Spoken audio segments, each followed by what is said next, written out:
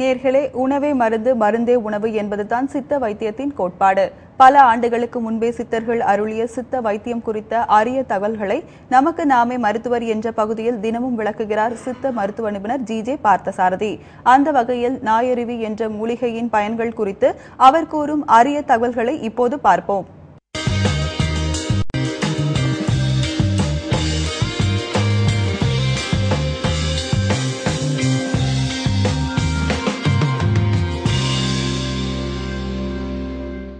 சத்தியம் தொலைக்காட்சி நேயர்களுக்கு காலை வணக்கம். நமக்கு நாமே மருத்துவர் என்ற பகுதியில் இன்றைக்கு நாம் பார்க்க போகின்ற ஒரு மூலிகை செடி நாயுருவி. இந்த நாயுருவி தமிழகத்தின் அனைத்து பகுதிகளிலும் கிடைக்கிறது. அரிசியினுடைய விதை போல இதனுடைய இலை அமைப்பு இருக்கும். இந்த நாயுருவி பல் பிரச்சனைகளுக்கு மிகச்சிறந்த ஒரு மருந்து. பற்கள் ஆட்டம் கண்டவர்கள், பற்கள் பலவீனமானவர்கள், நம்ம முன்னோர்கள் என்ன செய்வார்கள் என்றால், அந்த காலத்தில் நாயுருவி வேரில் பல்லை தேய்த்து நலமோடு வாழ்க என்று கூறுவார்கள்.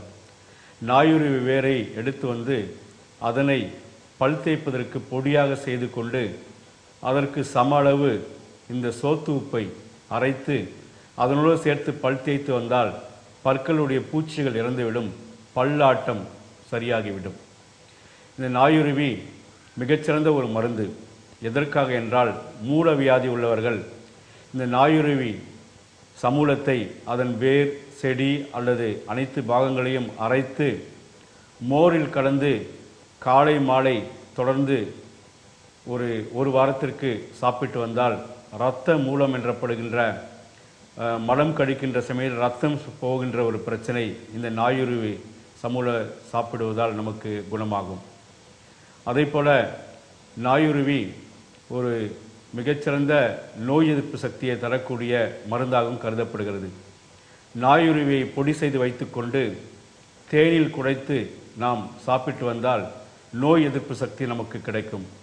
அதேபோல் நரம்பு வலிமைக்கு, நரம்பு பலத்திற்கு, நரம்புகள் மிகுந்த அளவில் சிறப்பு பெறுவதற்கு நாயுருவி விதை என்று நாட்டு மருந்து கடைகளில் கிடைக்கிறது.